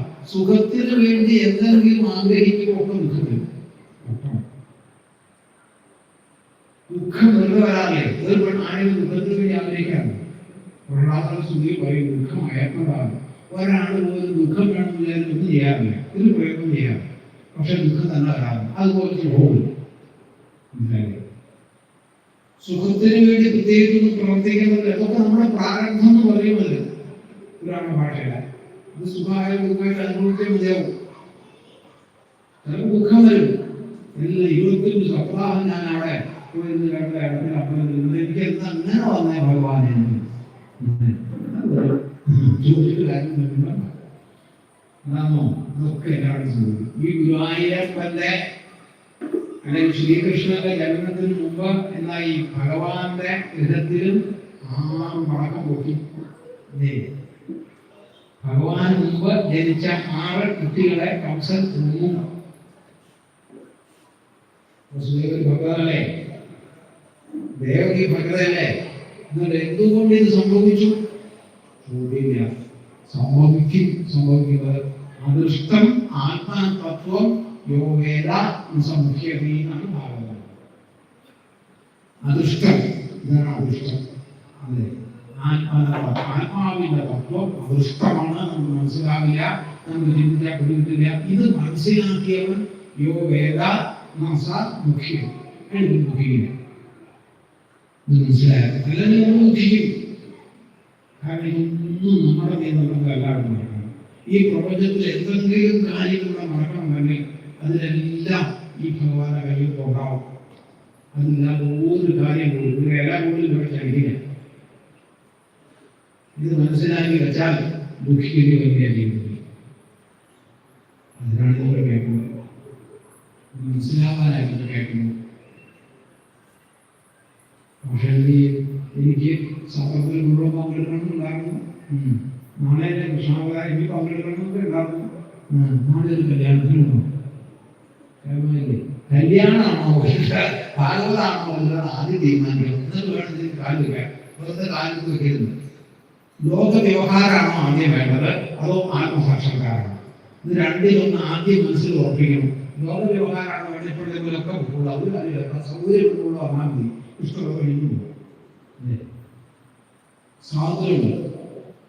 ഈ വായിക്കണം ആചാര്യൻ പറയണം. ഈ ആചാര്യനാണ് സ്വാതന്ത്ര്യം, വായന കേൾക്കുന്ന ശ്രോതാക്കൾക്കാണ് സ്വാതന്ത്ര്യം. അതിൽ ചോദ്യമുണ്ട്. ശ്രോതാക്കൾക്കാണ് സ്വാതന്ത്ര്യം, വക്താവിനാണ് സ്വാതന്ത്ര്യം? ശ്രോതാക്കൾക്കാണ്. നമുക്ക് ഇഷ്ടം കഴിക്കും. ഞങ്ങൾക്കത് പറ്റില്ല. ഈ വക്താവിന് പറ്റില്ല. 9:15 സമയം അതുവരെ പിടിക്കണം അല്ലേ?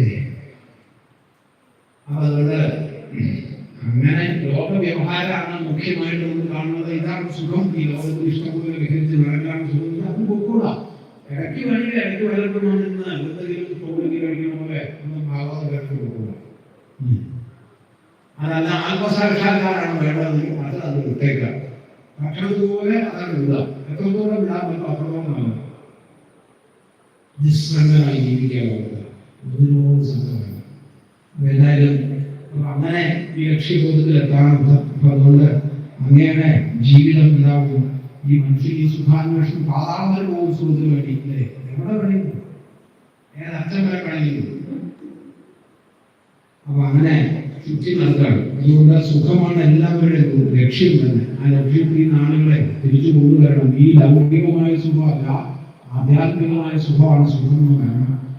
മുജ്ജന്മ കർമ്മത്തിന്റെ ഫലമായിട്ട് കഴിഞ്ഞ ജന്മങ്ങളിൽ എന്തൊക്കെയാ ചെയ്തത് നിശ്ചയിക്കില്ല. അതിന്റെ ഫലമായിട്ട് സുഖവും ദുഃഖവും വരും. അതുകൊണ്ട് എന്ത് വേണം? സർവ പ്രയത്നങ്ങളും, നമ്മുടെ ജീവിതത്തിലെ സർവ പ്രയത്നങ്ങളും ഭഗവത് കൃപയ്ക്ക് വേണ്ടിയാവണം, ഭഗവാന്റെ കൃപയ്ക്ക് വേണ്ടിയാവണം. അങ്ങനെ ധർമാനുഷ്ഠാനത്തെക്കാളും അഭികാമ്യമായിട്ടുള്ളതാണ് ഭഗവത് ഉപാസന. ഈ ധർമ്മങ്ങളൊക്കെ ചിലപ്പോ തെറ്റിപ്പോകും. ഏതെങ്കിലുമൊക്കെ തരത്തില് അത് പിഴകൾ സംഭവിക്കും. ആ പിഴകൾ സംഭവിച്ചാൽ ചിലപ്പോൾ അർപ്പിക്കും. ഭഗവാനെ ഉപാസിച്ചാലോ ആ ഉപാസിക്കുന്നത് ഒരിക്കലും അപകടം സംഭവിക്കില്ല. ഭഗവത് ഉപാസിക്കുന്നത് സർവകർമാൻ പരിത്യജ്യ മാമേകം ശരണം പ്രജാന്ന് ഗീതയിൽ അല്ലേ, എന്നെ തന്നെ പൂർണ്ണമായിട്ടൊരാൾ ശരണം പ്രാപിക്കുകയാണെങ്കിൽ അവനെ മോക്ഷയിഷ്യാമി മാശുചാമ, എല്ലാവരും ഞാൻ രക്ഷിക്കും. ഇത് വെറുതെ പറഞ്ഞതല്ല. 18 അക്ഷൗഹിണി സൈന്യങ്ങളെ നടുക്കുവെച്ച് ഭഗവാൻ പറഞ്ഞതാണ്. അതുകൊണ്ട് അല്ലേ സർവധർമാൻ, സർവ അധർമാൻ അല്ല പറഞ്ഞത്, സർവധർമാൻ. ഏതായി ധർമ്മം? അതോ ജാതി, നീതി, കുല, ഗോത്ര, ഗോരകം, ഇതൊക്കെയാണ് നമ്മളെ നമ്മളാക്കി നിർത്തിയത്. അതൊക്കെയാണ് അല്ലേ. ജാതി, നീതി, കുലം, ഗോത്രം തുടങ്ങിയതാണ്. ആരാന്ന് വെച്ചാൽ ഇന്നയാളാണ്, ഞാൻ പ്രസിഡന്റാണ്, ഞാൻ പ്രധാനമന്ത്രിയാണ്, അല്ലെങ്കിൽ ഞാൻ മറ്റേയാളാണ്, ഞാൻ ഇവിടുത്തെ മാഷാണ്. ഇതൊക്കെയാണ് നമ്മളെ ധരിച്ചുവെക്കുന്നത്. ഇതൊക്കെയാണ് മാറ്റിക്കളയുന്നത്. ഞാൻ ബ്രാഹ്മണൻ, ഞാൻ ക്ഷത്രിയൻ, ഞാൻ വൈശ്യൻ. ഈ ജാതി, നീതി, കുലം, ഗോത്രം ഒക്കെ വിട്ടു കളഞ്ഞാൽ പിന്നെ അവിടെ എന്ത് ശേഷിക്കും? ഹിന്ദു ഞാൻ സ്ത്രീയാണോ, ഞാൻ പുരുഷനാണോ? ഹസ്താമലകൻ ശങ്കരാചാര്യരുടെ ശിഷ്യനാണ്. ഹസ്താമലകീയ ഗീതം ഈ ഹസ്താമലകൻ കർണാടകത്തിലാണ്, ശീവേലി ഗ്രാമത്തിലാണ് ജനിച്ചത്. അവിടെ അനവധി യാജ്ഞികന്മാരുള്ള ഒരു കാലമായിരുന്നു. അതിൽ പ്രഭാകരൻ പേരുള്ള യാജ്ഞികരുടെ പുത്രനായിട്ടാണ് ജനിച്ചത്. ജനിച്ചിട്ട് 13 വയസ്സ് വരെ ഉണ്ടാകുന്ന കുട്ടിയാണ്. ഒരക്ഷരമില്ല. ഒരുപാട് ചികിത്സകൾ ചെയ്ത് പ്രയോജനമില്ല. അതിന് ഇന്ന് ആദിശങ്കരാചാര്യ സ്വാമികളോട് പറയാത്ത വൃത്തി കർണാടകത്തിലെത്തി കുട്ടിയെ കൂട്ടിക്കൊണ്ടുവച്ചു. കണ്ടപ്പോൾ സന്തോഷമായി. ആരാന്ന് മനസ്സിലായി. അവിടെ വെച്ച് ചോദിച്ചു, കുഞ്ഞെ നീ ആരാണ്? എന്നോട് പ്രിയമുണ്ടെങ്കിൽ പറയൂ. അപ്പോൾ പറഞ്ഞു 13 വയസ്സ് വരെ ഉണ്ടാകുന്ന കുട്ടി 13 ശ്ലോകമാണ് ഹസ്താമലകീയ ഗീതം. മലയാളത്തിൽ ധാരാളം വ്യാഖ്യാനമൊക്കെ ഉള്ളത്. ശങ്കരാചാര്യൻ തന്നെയാണ് വ്യാഖ്യാനം എഴുതിയത്. അത് 13 ശ്ലോകം 13 വയസ്സ് വരെ ഉണ്ടാകുന്ന കുട്ടി.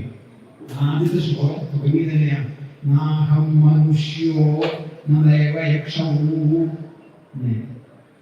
ഞാൻ മനുഷ്യനല്ല, പിന്നെ ദേവനല്ല, യക്ഷനല്ല, ബ്രാഹ്മണ, ക്ഷത്രിയ, വൈശ്യ, ശൂദ്രോ, ഞാൻ ഒന്നുമല്ല. സ്ത്രീയല്ല, പുരുഷനല്ല, ബ്രാഹ്മണനല്ല, ക്ഷത്രിയനല്ല, വൈശ്യനല്ല.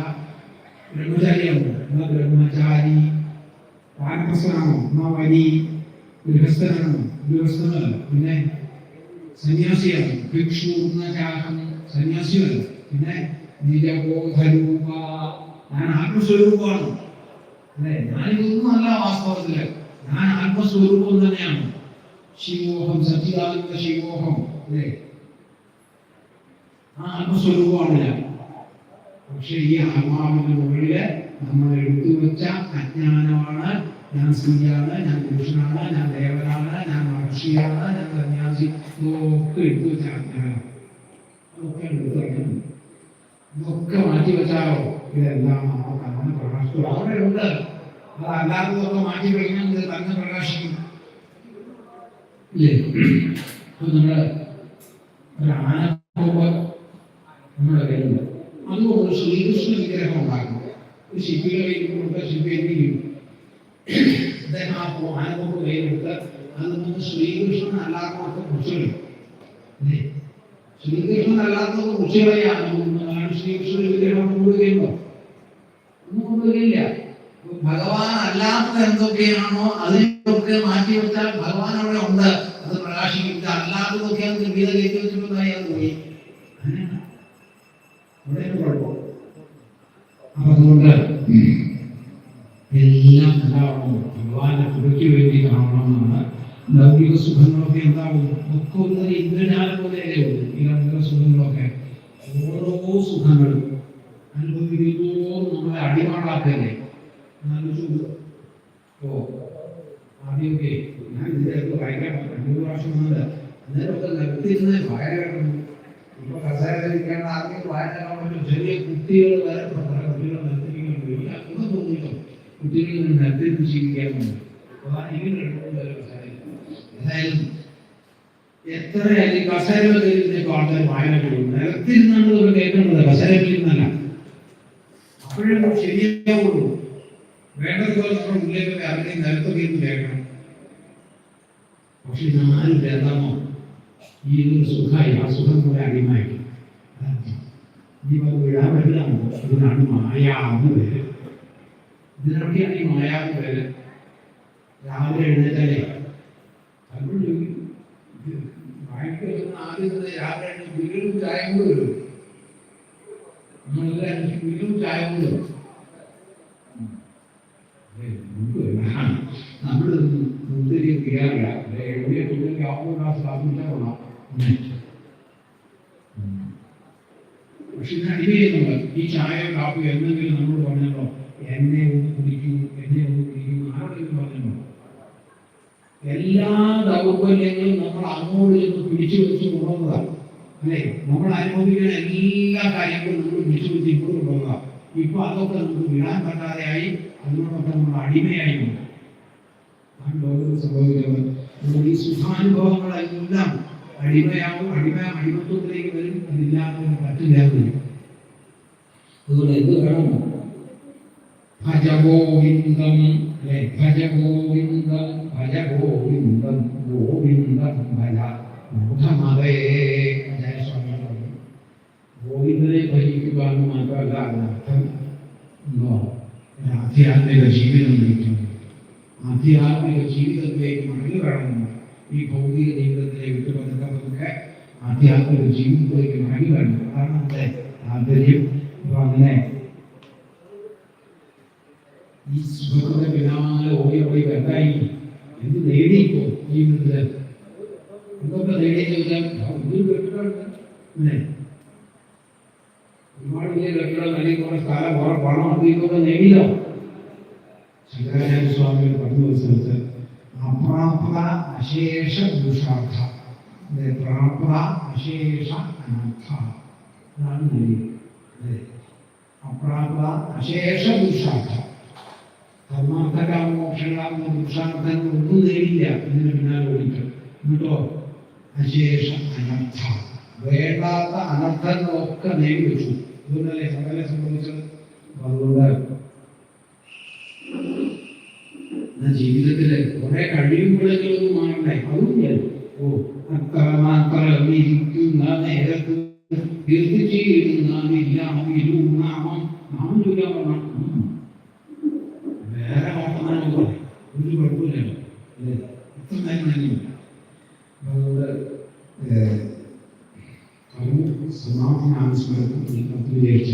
സമാധിയിലിരിക്കൂ. ഇതൊക്കെ മനസ്സിലാവുമെന്ന് പറഞ്ഞു. അങ്ങനെ നാരദന്റെ വാക്കനുസരിച്ചിട്ട് വേദവ്യാസ മഹർഷി സമാധിയിലിരുന്നു. ആ സമാധിയിൽ കണ്ടതാണ് ഭാഗവതത്തെ വിശ്വസിച്ചത്. അതുകൊണ്ട് ഭാഗവത ഒരു സമാധി ഭാഷയാണെന്ന് പറയും. അപ്പോ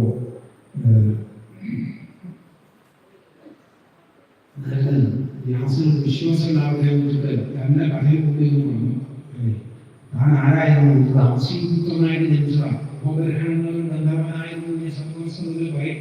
അങ്ങനെ ആ ഗന്ധർവനായിട്ടിരുന്ന താൻ എന്ത് ചെയ്തു? ചില സജ്ജനങ്ങളുടെ അനുവാദമില്ലാതെ സദസ്സിൽ പോയി ഭഗവത് കഥകളൊക്കെ പാടി വയ്ക്കും. അപ്പോഴാണ് അവര് ദാസീപുത്രമായിട്ട് പറയാൻ ശ്രമിച്ചത്. ശാപം വെച്ചാൽ ശിക്ഷ മാത്രമാണ്. നമ്മൾ ചെയ്ത തെറ്റുകൾക്കുള്ള ശിക്ഷയാണ് ശാപം എന്ന് പറയുന്നതാണ്. വേറെ കാര്യമില്ല. എല്ലാ ശാപങ്ങളും അത് തന്നെ. അപ്പൊ അതുകൊണ്ട് പിന്നെ ദാസീപുത്രമായിട്ട് ജനിച്ചു എന്നാണ് നാരദൻ പറയുന്നത്. ഒരു സാധാരണ കുടുംബത്തിലാണ് അവിടെ അമ്മയുണ്ട് നാരദന്റെ. പക്ഷെ ആരാണോ നാരദൻ വിഷയമൊന്നുമില്ല. അങ്ങനെ ഇരിക്കുന്ന സമയത്ത് ആ ഗൃഹത്തില് 3-4 മഹർഷിമാർ വന്നു. അവരെ സ്വീകരിക്കാനുള്ള ഒരു സമയം, ഒരു അവസരം നാരദന് കിട്ടി. അവരെ ശുശ്രൂഷിക്കാനായിട്ട് 5 വയസ്സിൽ ഒരു പ്രായമുള്ളൂ.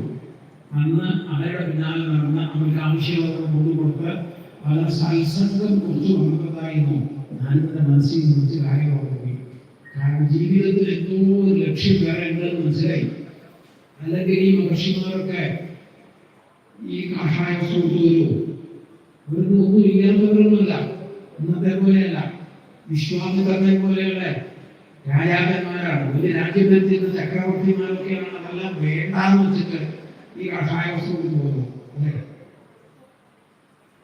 ഭാരതത്തില് പ്രധാനമായിട്ടുള്ള 3 തരത്തിലുള്ള ആളുകളാണ് പറയുന്നത്. ഒന്ന് അല്ലേ, ഇതൊക്കെ വേണമെന്ന് വെച്ചവരെ പിന്നെ ഇതിനു വേണ്ടിയിട്ട് പരിശ്രമിച്ചുകൊണ്ടിരിക്കുന്നവരെ അങ്ങനെ പോയി. ഇതൊക്കെ ഉണ്ടായിട്ടും ഒന്നും വേണ്ടാന്ന് വെച്ചവരുടെ ആത്മാരാമന്മാരായിട്ട് എന്തൊക്കെയോ സുഖസൗകര്യങ്ങളും ഈ മനുഷ്യന്മാരൊന്നും ഒന്നും ഇല്ലാത്തവരുമായിരുന്നില്ല കാട്ടിൽ പോയത്. നാരദന് മനസ്സിലായി ഇതിൽ എന്തോ ഒരു വലിയ ലക്ഷ്യം വേറെ ഉണ്ട്.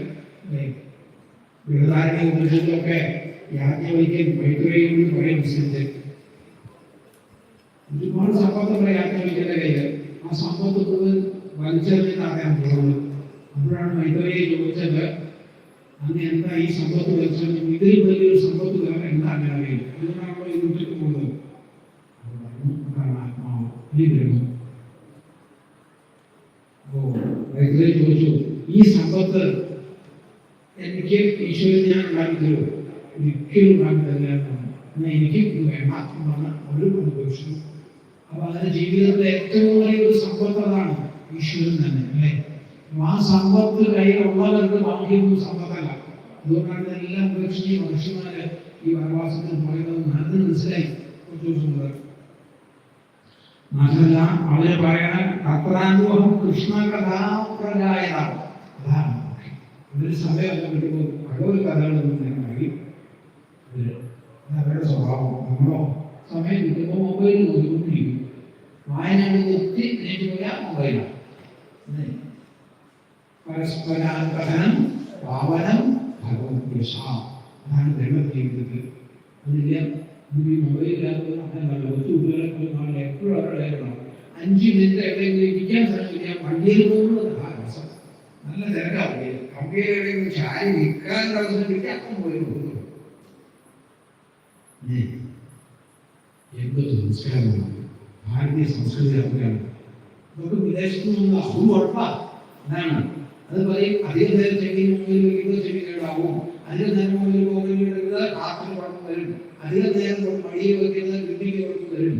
മൊബൈലേ ഇതൊക്കെ അവരെന്നെ പറയുന്നതായി ഉണ്ടാക്കി. അങ്ങനെ മനുഷ്യന് എന്നും ഉപദ്രവം ഉണ്ടാക്കുന്ന സാധനങ്ങളെ ഇപ്പൊ കണ്ടുപിടിച്ചിട്ടുള്ളൂ, അല്ലേ? നമ്മുടെ ഭാരതീയരോ ഒരിക്കലും മനുഷ്യന് ഉപദ്രവം ഉണ്ടാക്കാത്തതും എന്നും മനുഷ്യന് ആരോഗ്യപ്രദമായ എത്രയോ കാര്യങ്ങളാണ് കണ്ടുപിടിച്ചു കൊടുത്തത്, അല്ലേ? അതിന് ഒരു വ്യത്യാസമോ ആവശ്യപ്പെട്ടെ. അപ്പൊ അതുകൊണ്ട് ഈ കഥകൾ ഇങ്ങനെ കേട്ട് നാരദന്റെ മനസ്സൊക്കെ മാറി. അപ്പോഴാണ് മനസ്സിലായി. പിന്നെ അതുപോലെ ഉച്ഛിഷ്ടകേവ അനുമോദിതൊന്നുമില്ലേ, അല്ലെ? ഉച്ഛിഷ്ടം മനുഷ്യന്മാർ ഭക്ഷണം കഴിക്കും.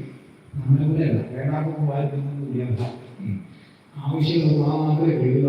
ഭക്ഷണം കഴിക്കാൻ രണ്ടാമതൊരു സുഖം തോന്നുന്നു. ചില ആളുകൾ ഭക്ഷണം കഴിക്കാനുള്ള ഉറക്കാൻ വരും. അതിനാണ് ഒരു സംസ്കാരമാണ്. അതാണ് ഭാരതീയ സംസ്കൃതി പഠിക്കുന്നത്. അതായത് ഉപ്പിലിട്ടത് വിളക്കുമ്പോൾ വായിക്കുന്നു, അതിൻ്റെ ഉപ്പേരി അടുത്ത് വിളക്കുക അത് വായിക്കുന്നു, അത് പപ്പടം കൊണ്ടുപോകുമ്പോൾ ഇടത്തെ കഴിക്കുന്നത് കഴിച്ചിരുന്നു, ഇടത്തെ കഴിക്കുമ്പോൾ ഭക്ഷണം കുറയുന്നു. ഇങ്ങനെയൊക്കെയാണ് നമ്മൾ ഭക്ഷണം കഴിക്കുന്നത്. ചോറ് ഉറങ്ങുന്നത് ഏതൊരാൾ കൊണ്ടിട്ടുണ്ട്. ഇതാണ് മഹർഷിമാർ ഈ ഭക്ഷണമൊക്കെ കഴിച്ച് ബാക്കി വരും. അത് കഴിക്കും. ഉച്ചിഷ്ടതയാണ് അനുമോദി സർവസ്വം ഒരു നേരെയുള്ളൂ സർവേ നാമൊരുക്കിയ ഭക്ഷണം. അങ്ങനെയാണ്. അങ്ങനെ കഴിച്ചു കഴിഞ്ഞപ്പോൾ ആത്മരുചി പ്രചാരകനാണ് അല്ലേ, അവരുടെ ജീവിതത്തിൽ രുചി വന്നു, സജ്ജനങ്ങളുടെ ജീവിതത്തിൽ രുചി വരും. ആത്മരുചി പ്രചാരകരെ നേരത്തെ കഴിക്കണം,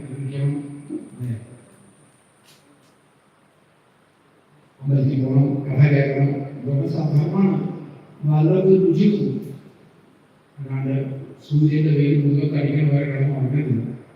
മഹാഭാരതത്തിൽ പറയും, സൂര്യൻ ഉദിക്കുമ്പോഴും സൂര്യൻ അസ്തമിക്കുമ്പോഴും ഒക്കെ കിടന്ന് ഉറങ്ങുക, ഭക്ഷണം കഴിക്കുക, കൃഷിന്റെ വസ്ത്രമൊക്കെ ആളുകളോട് ദേഷ്യപ്പെട്ട് സംസാരിക്കുക, ഇതൊക്കെ ചെയ്താൽ ലക്ഷ്മി പോവും. അത് മഹാവിഷ്ണുവായാലും മതി, ലക്ഷ്മി പോകുന്നതാണ്, ഐശ്വര്യം പോവും. അതുകൊണ്ടാണ് നമ്മുടെ അമ്പലങ്ങൾ 4 മണിക്കൊക്കെ തുറക്കുന്നത്. ഐശ്വര്യം പോയിട്ടിരിക്കാൻ മഹാവിഷ്ണുവായാലും ലക്ഷ്മി പോകുന്നതാണ് മഹാഭാരതത്തില്. ഏതായാലും അപ്പൊ അങ്ങനെ കുറച്ച് കഴിഞ്ഞപ്പോ ഇതിനാണ് മനസ്സിലായത്, ഈ ശരീരം ഞാൻ തന്നെ സ്വന്തമായ ഞാൻ തന്നെ കൽപ്പിച്ചുണ്ടാക്കിയതാണ് ശരീരം എന്ന് മനസ്സിലായി. അങ്ങനെ കുറെ കഴിഞ്ഞപ്പോൾ മനുഷ്യന്മാർ പോട്ട സമയമായി. 4 മാസം കഴിഞ്ഞിട്ട് 6 മാസം പോവാണ്. അപ്പോഴാണ് നാരദന് ഉപദേശം കൊടുത്തവര്. ഇത് ഗരുഡപുരാണത്തിലാണ് ഈ ഉപദേശം വിസ്തരിച്ച് പറയേണ്ടത്. പുറത്തെന്താണെന്ന് വെച്ചാൽ ഭഗവാൻ ഉപദേശിച്ചതാണ്. അതിരഹസ്യമായിട്ട് ഭഗവാൻ പറഞ്ഞതായ ഒരു മന്ത്രം അത് ഉപദേശിച്ചു കൊടുത്തു. ഓം നമോ ഭഗവതേ തുഭ്യം വാസുദേവായ ധീമഹി പ്രദ്യുമ്നായ അനിരുദ്ധായ സംഘർഷണായ ശ്ലോകമാണ്. അത് ഓം ജപിച്ചാൽ മന്ത്രാവും. ഓം നമോ ഭഗവതേ തുഭ്യം വാസുദേവായ ധീമഹി എന്ന് ജപിക്കാം. പ്രദ്യുമ്നായ അനിരുദ്ധായ, അതല്ലെങ്കിൽ ഓം ക്ലീന്നുള്ള ബീജാക്ഷരവും ചേർത്തിരിക്കാൻ വേണ്ടി അത് ജപിച്ചാൽ അത് മന്ത്രവാദകരമായിട്ടുള്ള മന്ത്രമായിട്ട് മാറും. നാരദൻ പല ആളുകളും കൂടെ മന്ത്രദീക്ഷ ഭാഗത്ത് ഈ മന്ത്രമാണ് എല്ലാവരും പറയുന്നത്. അതുകൊണ്ട് ഓം നമോ ഭഗവതേ തുഭ്യം വാസുദേവായ ധീമഹി പ്രദ്യുമ്നായ അനിരുദ്ധായ സംഘർഷമായിട്ട് പഠിച്ചു വെച്ചുള്ളൂ. ദിവസം 10 പ്രാവശ്യം വളരെ വിശേഷപ്പെട്ടു. അങ്ങനെ അവർ നമ്മുടെ ഉപദേശം നാരദൻ മഹർഷിമാർ പോയി. അപ്പോഴാണ് നാരദന് അതിന്റെ കഥ കേൾക്കാനും വലിയ ആഗ്രഹം. പക്ഷെ അങ്ങനെ വിട്ടു പോകാൻ മടി. അങ്ങനെ ഇരുന്നപ്പോഴാണ് ഭഗവാൻ തന്നെ ആ ബന്ധങ്ങളൊക്കെ മുറിച്ചാണ് അല്ലേ. ഈ ജീവിത ബന്ധങ്ങളൊക്കെ പലപ്പോഴൊക്കെ പക്ഷെ ഇതെല്ലാം ഭഗവാൻ മുറിച്ചു കളഞ്ഞത്. സമയമാകുമ്പോൾ കാത്തിരിക്കുക. നമ്മളൊക്കെ ഈ വേണ്ട വെച്ച് പോകരുത്, അത് ശരിയാകില്ല. അങ്ങനെ അമ്മ ഈ പാമ്പ് പിടിച്ച് മരിച്ചു നാരദനിപ്പോ അനുഗ്രഹമായിട്ട് തോന്നിയത്. അമ്മയിപ്പോ അനുഗ്രഹമായി അനുഗ്രഹം ധന്യമാന കാരണം അങ്ങനെ വിചാരിക്കാറുണ്ട് അല്ലേ. ഇതൊരു അനുഗ്രഹമാണ്. ചത്തുവയ്ക്കാൻ കാര്യങ്ങളുണ്ട്. അല്ല ഈ പ്രപഞ്ചത്തില് ഭഗവാൻ മാത്രമേ ഉള്ളൂ. ബാക്കിയൊക്കെ നമുക്ക് മനുഷ്യ പ്രാർത്ഥനയ്ക്ക് ഒരു പ്രതിബന്ധാണെന്നുള്ള ഇല്ല. അപ്പൊ അത് മനസ്സിലാവും. ഇതെല്ലാം ഈ ബന്ധങ്ങളെല്ലാം ഭഗവത് പ്രാർത്ഥനയ്ക്ക് തടസ്സമാണ്. ഇത് ഓരോന്നോരോന്ന് ഇല്ലാതെയാവുമ്പോൾ അത്രയും സംസാരത്തിൽ പറഞ്ഞു വിചാരിക്കണം. ഈ ഭഗവാന്റെ അനുഗ്രഹം ആ സംസാരബന്ധം പൂർണ്ണമായിട്ട് ഇല്ലാതാക്കുവാതെ അനുഗ്രഹം ബ്രഹ്മവംശിയൊക്കെ പറഞ്ഞത്. ഏതായാലും ഇത് നാരദാടി പോയി കാട്ടിക്കൂടെ സഞ്ചരിച്ച് പല വഴികളിൽ കൂടിയൊക്കെ സഞ്ചരിച്ച അവസാനം ഭഗവാന്റെ നാമം ജപിച്ചങ്ങനെ സഞ്ചരിച്ച് ഭഗവാന്റെ അനുഗ്രഹം കൊണ്ട് ആ ജന്മം അവസാനിച്ചു. ഇന്നത്തെ ജന്മത്തിലെ ബ്രഹ്മാവനമായിട്ട് ജനിച്ചു. നദികൾ വീണക്കി ആ വീണയിൽ ഭഗവത് കഥകൾ പാടി സുഖമായി നടക്കണമെന്നാണ് പറഞ്ഞത്. അതുകൊണ്ടാണ് ധൈര്യമായിട്ട് എഴുതിക്കോളൂ. ഭഗവത് എല്ലാ പ്രവൃത്തികളും ജീവിതത്തിലെ സകല പ്രവൃത്തികളും ഭഗവത് പ്രേമത്തിന് വേണ്ടി ആവണം എന്ന് ഉറപ്പിച്ച് എഴുതിക്കൊള്ളാൻ പറഞ്ഞിട്ടാണ് നാരദൻ പോയത്. ഇത് കേട്ട് വ്യാസൻ പോലും നാരദൻ ദേവർഷി ധന്യവുകയും എത്ര ധന്യനാ ദേവർഷി നാരദൻ.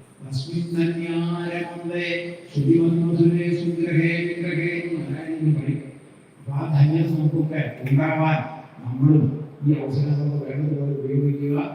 ദൈവങ്ങളെ ഭഗവാനെ ദേവിയുടെ മുമ്പിൽ ഇരുന്ന് കുറച്ചു നേരം പറയാൻ ഒരവസരം ഉണ്ടാക്കിക്കുന്നു ദേവി തന്നെ. കാരണം യാദൃച്ഛികമായിട്ടാണ് ഞാനിവിടെ എത്തിയത്. ഇത് എത്തേണ്ടി വന്നത് പിന്നെ തൊട്ടടുത്തുള്ള ബോധാനന്ദം അസോസിയേഷൻ വിദ്യാഭ്യാസം അവിടെ ഒരു സപ്താഹമായിരുന്നു. അപ്പോൾ അവിടെ വെച്ചിട്ടാണ് ഇവിടുന്ന് ഒരാൾ അഗ്നിഭാവനെ കണ്ടത്. അപ്പോൾ അദ്ദേഹം എന്നോട് പറഞ്ഞു ഇവിടെ വരുന്നത്. അങ്ങനെ യാദൃച്ഛികമായിട്ടുള്ള വന്നുകൊണ്ടതാണ്. ജീവിതത്തിലെ പല പല സംഭവങ്ങളും യാദൃച്ഛികമാണ്. ഇതാണ് ആത്മാവിൻ്റെ ഈശ്വര നിശ്ചയം.